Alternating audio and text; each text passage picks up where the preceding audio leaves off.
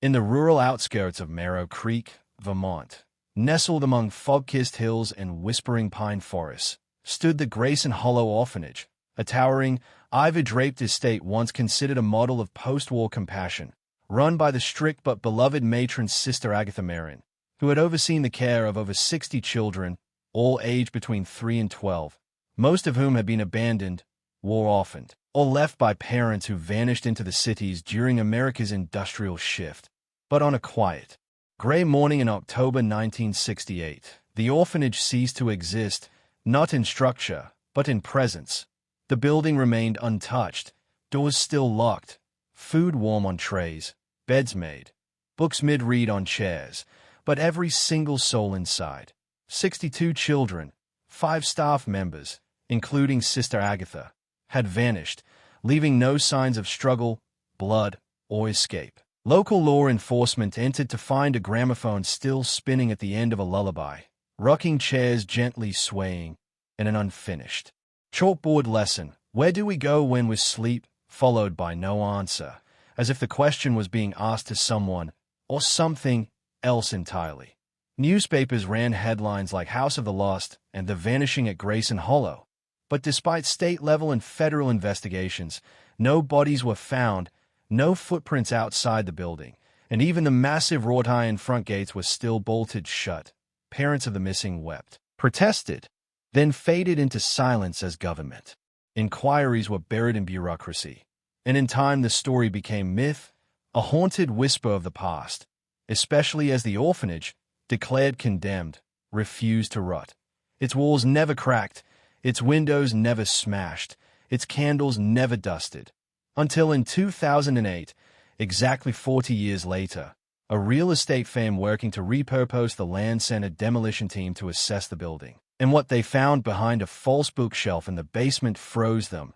A hidden staircase, spiraling downward in impossible geometry, as if dug into the fabric of space itself.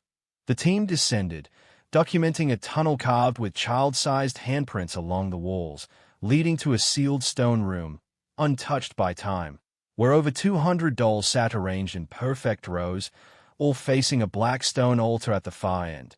And on that altar was a single object, a rusted music box playing the same lullaby the gramophone had spun 40 years earlier. Though it was not wound, on the walls were drawings, etched in something not quite chalk and not quite blood, depicting the orphanage from above, as if drawn from an impossible angle, and children with no faces, holding hands around a figure labeled only as "Mother Who Waits."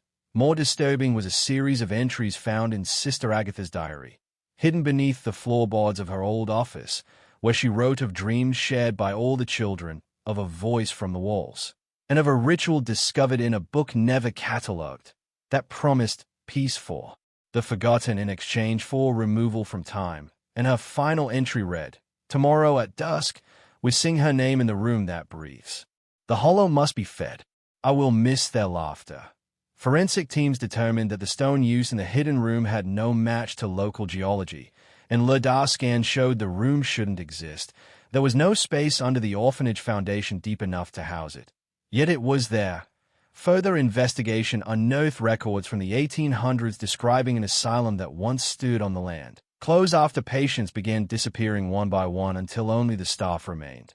And then they, too, vanished, and in a single archived journal was a note: "She sleeps beneath. Never forgotten. Always listening. Never alone." The town council voted to seal the site indefinitely, and no development ever resumed, as those who had entered the room began reporting identical dreams, being lined up with children, being sung to in a voice that was not human, and waking with dirt beneath their fingernails. 3 investigators disappeared within a month, last seen sketching dolls and whispering lullabies to themselves, and 1 worker collapsed while screaming. She said, "I'd make a good brother for the quiet ones." To this day, Gracen Hollow Orphanage stands locked, untouched, and perfectly preserved, with motion sensors inside often triggered between 3 and 4 a.m. Always in the basement, always near the wall where the hidden staircase was found. And local children claim that if you press your ear against the outer bricks at night, you'll hear voices singing in unison. Children's voices, soft, slow, and calling out one word: over and over, "Mother, mother, mother."